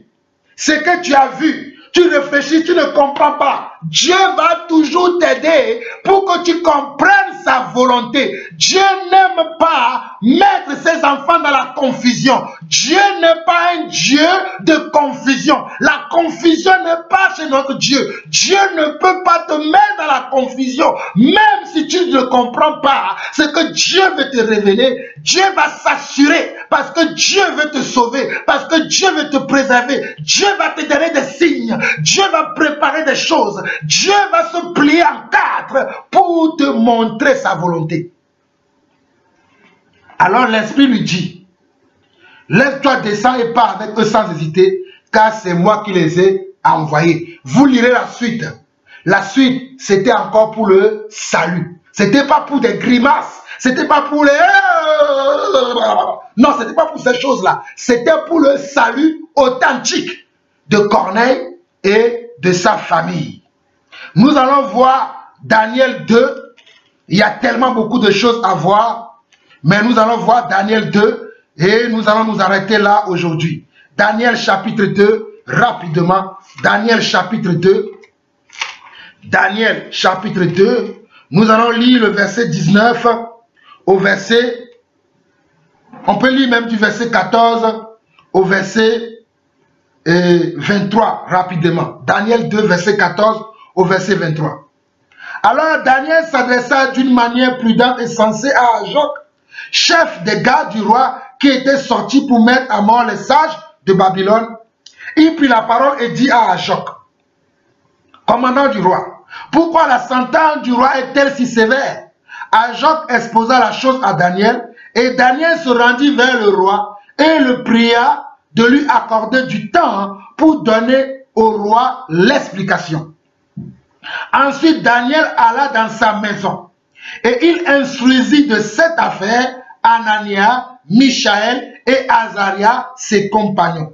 Les engagea à implorer la miséricorde du Dieu des cieux, afin qu'on ne fasse pas périr Daniel et ses compagnons avec les restes des sages de Babylone. Alors, le secret fut révélé à Daniel dans une vision pendant la nuit. Alors, le secret.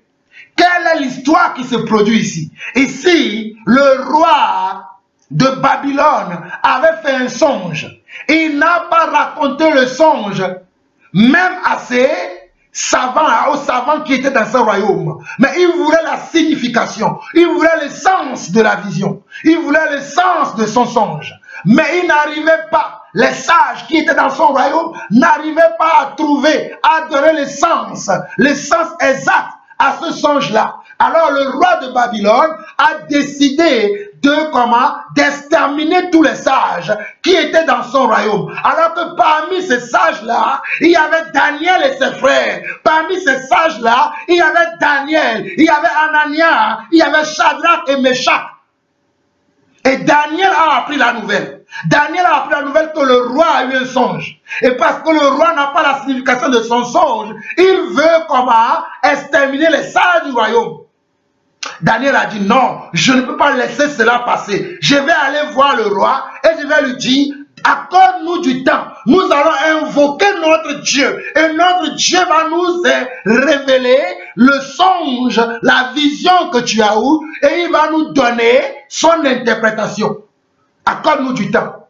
Le roi va lui faire comment? Va lui donner encore du temps.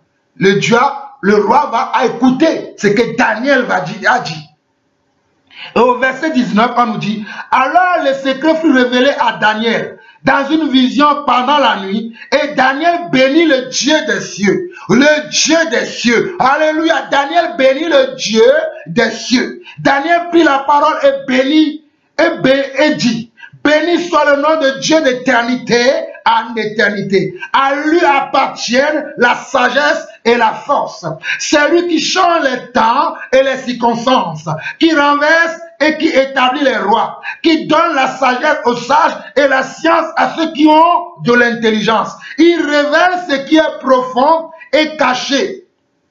Ce Dieu, notre Dieu révèle ce qui est profond et caché. Parce que ce n'est pas un Dieu qui mène ses enfants dans la confusion. Ce n'est pas un Dieu qui laisse ses enfants dans la détresse. Il révèle ce qui est profond et caché. Alors toi, tu dois lui demander. Invoque-moi et je répondrai. Alléluia. Il connaît ce qui est dans les ténèbres et la lumière demeure avec lui. Il connaît ce qui est dans les ténèbres. Ce qui est dans les ténèbres ne peuvent pas se cacher devant notre Dieu. Car notre Dieu lui-même dans les ténèbres. Il voit dans les ténèbres. Il voit ce que les gens cachent.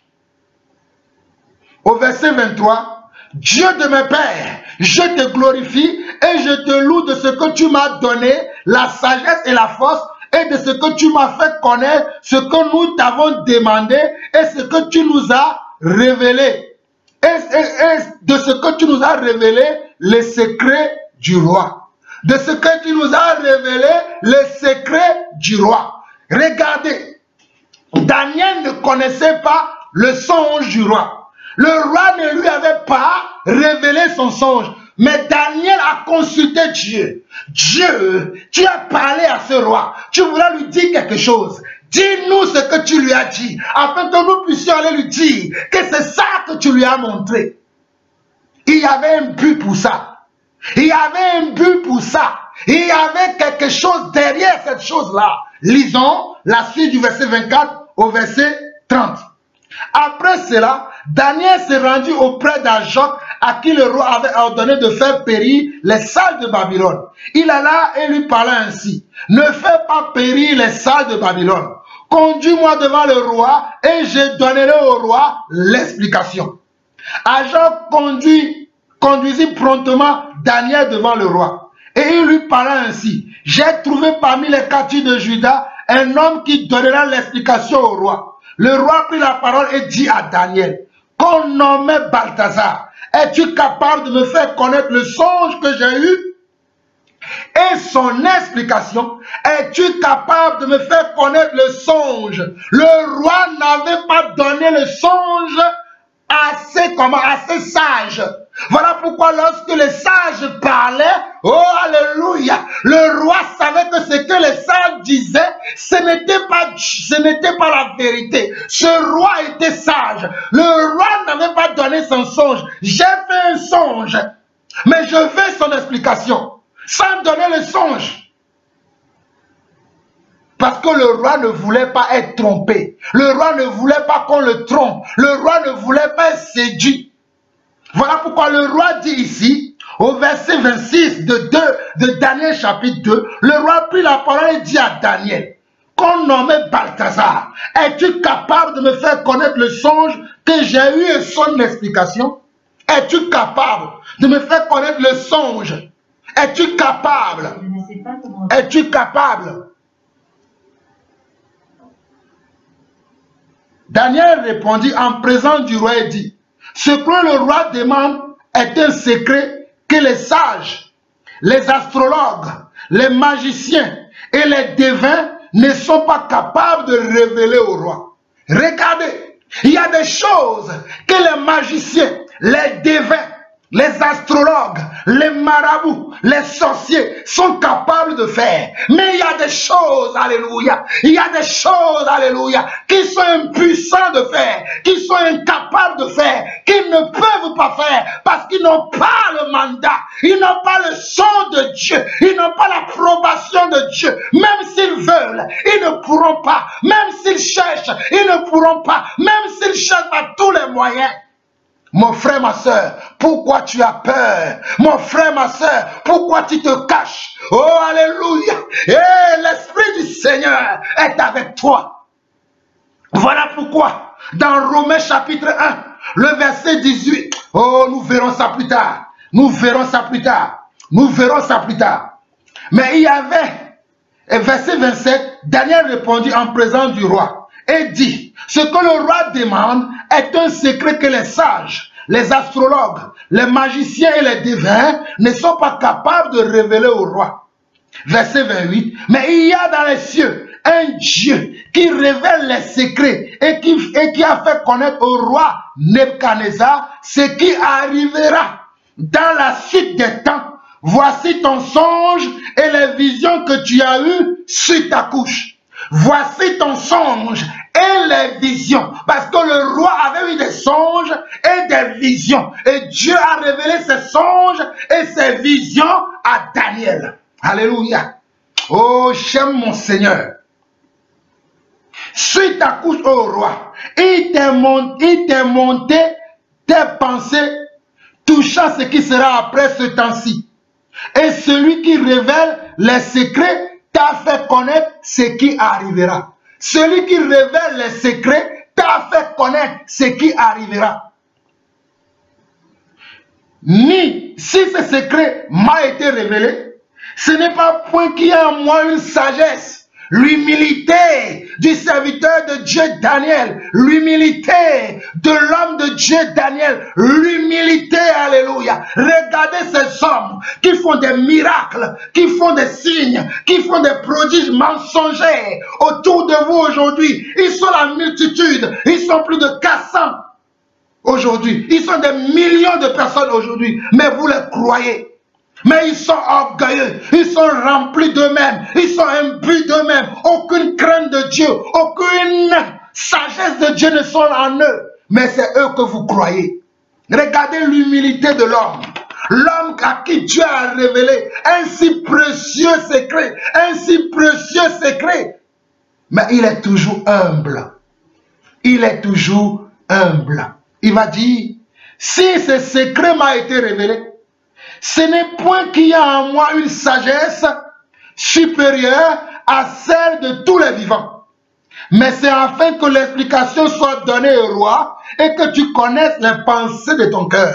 Regardez, Daniel révèle quelque chose ici. Il dit, si le Seigneur m'a fait la grâce de recevoir ton songe, de recevoir tes visions, de les comprendre et de te les expliquer, ce n'est pas qu'en moi il y a une sagesse supérieur sur les autres. Ce n'est pas que je suis mieux que les autres, mais c'est afin que toi, tu en comprennes le sens. C'est afin que toi, tu en comprennes l'explication. C'est afin que toi, tu comprennes ce que tu as vu.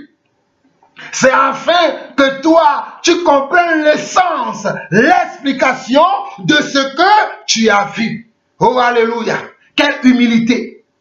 Quelle humilité. C'est afin que tu comprennes. Voilà pourquoi je dis que lorsque Dieu nous donne un songe, lorsque Dieu nous donne une vision, lorsque Dieu nous révèle quelque chose, d'abord, nous devons nous assurer si c'est Dieu. En questionnant, en éprouvant. Éprouver les esprits veut dire questionner. Questionner avec la vérité. Questionner avec la vérité la parole. Questionner l'esprit. Un esprit s'agite autour de toi. Tu vas te marier. Questionne l'esprit. Pourquoi tu veux que je me marie? Pourquoi? Quel est le but de mon mariage? Pourquoi? Voilà.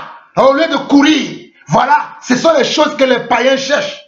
Les enfants de Dieu ne cherchent pas le mariage. Les enfants de Dieu ne cherchent pas le travail. Les enfants de Dieu ne cherchent pas d'enfants. Les enfants de Dieu, ils savent. Parce que Dieu dit que déchargez-vous sur moi de tous vos soucis et moi je prendrai soin de vous. Dieu sait que tu as besoin d'un travail. Dieu sait que tu as besoin d'un conjoint. Dieu sait que tu veux un enfant. Il n'a pas besoin de venir gesticuler devant les gens. Oui, non. Dieu ne fait pas de spectacle. S'il fait un spectacle, c'est pour un but. C'est pour pouvoir prêcher quelque chose. C'est pour pouvoir attirer quelque chose. C'est pour montrer quelque chose. Je finis. Oh, merci Seigneur. Romains, chapitre 10, très rapidement. Romains, chapitre 10. Romains, chapitre 10, très rapidement. Je bénis le Seigneur. Nous sommes presque à la fin de la troisième partie aujourd'hui. Romains chapitre 10, verset 3 dit ceci. Ne connaissant pas la justice de Dieu et cherchant à établir leur propre justice, ils ne se sont pas soumis à la justice de Dieu. Ne connaissant pas la justice de Dieu, ne connaissant pas la justice de Dieu, et cherchant à établir leur propre justice, ils cherchent à établir leur propre parole, leur propre foi, leur propre croyance, leur propre méthode. La méthode de Dieu ne les intéresse pas. Ils ont leur propre méthode, ils ont leur propre moyen, ils ont leur propre façon, ils ont leur propre pensée, ils ont leur propre attitude. Regardez, oh alléluia. Romains 10, verset 3. Ne connaissant pas la justice de Dieu et cherchant à établir leur propre justice, ils ne se sont pas soumis à la justice de Dieu. Verset 14. Comment donc invoqueront-ils celui en qui ils n'ont pas cru? Et comment croiront-ils en celui ils n'ont pas entendu parler? Et comment en entendront-ils parler s'il n'y a personne qui prêche? Alléluia. Et comment y aura-t-il des prédicateurs s'ils ne sont pas envoyés, selon qu'il est écrit, qu'ils sont beaux les pieds de ceux qui annoncent la paix, de ceux qui annoncent de bonnes nouvelles. Mais tous n'ont pas obéi à la bonne nouvelle. Aussi, Ésaïe dit-il, Seigneur, qui a cru à notre prédication? Regardez, comment les gens croiront-ils s'il n'y a pas ceux qui sont envoyés? Comment les gens croiront-ils s'il n'y a pas les gens qui prêchent? Si les gens prêchent, c'est parce qu'ils sont envoyés. Mais verset 16, regardez ce qu'Ésaïe dit. Mais tous n'ont pas obéi à la bonne nouvelle. Tous n'ont pas obéi à la bonne nouvelle. Tous ne croient pas au message que nous prêchons. Tous ne croient pas à la vérité qui est en nous. Tous ne croient pas à les attitudes des messages que le Seigneur nous donne. Tous ne croient pas. Tous n'obéissent pas. Aussi, Ésaïe dit, Seigneur, qui a cru à notre prédication. Ainsi, la foi vient de ce qu'on entend. Et ce qu'on entend vient de la parole de Christ. Ainsi, la foi vient de ce qu'on entend. Et ce qu'on entend vient de la parole de Christ. Ainsi, la foi vient de ce qu'on entend, et ce qu'on entend vient de la parole de Christ. Mes chers frères et sœurs, la foi vient de ce qu'on entend, et ce qu'on entend vient de la parole de Christ. La foi, c'est l'Esprit de Dieu. La foi, c'est encore l'Esprit de Dieu. J'ai tellement beaucoup de choses à dire, mais les temps sont peu. Mais nous allons continuer la prochaine partie, la prochaine fois. Je vous prie de vous joindre à moi maintenant, afin que nous puissions prier ensemble pour que l'Esprit du Seigneur puisse nous faire du bien à tous. Soyez bénis. Que la main du Seigneur soit sur chacun d'entre vous.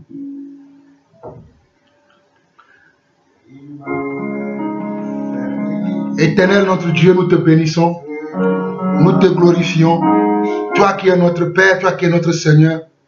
Voici, il t'a plu encore de nous faire du bien aujourd'hui, de nous révéler ta vérité, de nous montrer ton esprit, de nous montrer avec exactitude l'esprit de vérité, de nous montrer comment ton esprit agit avec confirmation. Seigneur, je prie au nom de Jésus que tu puisses toucher le cœur de mes frères, que tu puisses toucher le cœur de ceux-là qui sont perdus, de ceux-là qui n'ont pas encore reçu la vérité, de ceux-là qui n'éprouvent pas l'esprit. Seigneur, donne-leur maintenant cette sagesse, cette façon de faire, de prouver les esprits, de prouver tout ce qui se dit à gauche et à droite, de ne pas donner foi à tout ce qui se dit à gauche et à droite, avant de donner foi, de demander la confirmation à toi. Seigneur, merci, parce que ta parole, quand elle sort pour accomplir un but. Elle ne peut revenir à toi sans accomplir le but pour lequel elle est sortie. Seigneur, merci, parce que je sais que cette parole est destinée à 1, à 2, à 3, à 4, à 5 et à plusieurs personnes aujourd'hui. Merci pour la vie de mes frères, merci pour la vie de mes soeurs qui vont recevoir cette parole comme sur une bonne terre selon ta parole, papa. Que cela puisse produire du fruit 100, 60 et 30 au nom majestueux et puissant et merveilleux de notre Seigneur Jésus-Christ. Soyez bénis. Nous allons continuer la prochaine fois. Nous avons encore beaucoup de choses à parcourir. Nous sommes qu'au début. Vous serez vraiment nourris par cet enseignement que Dieu m'a mis à cœur, le discernement des esprits. Nous vous aimons, que la main de notre Père, la main de l'Esprit, alléluia, l'Esprit de vérité, le chemin et la vie, soit sur chacun de vos vies. Nous vous aimons. À bientôt. Shalom, shalom et shalom.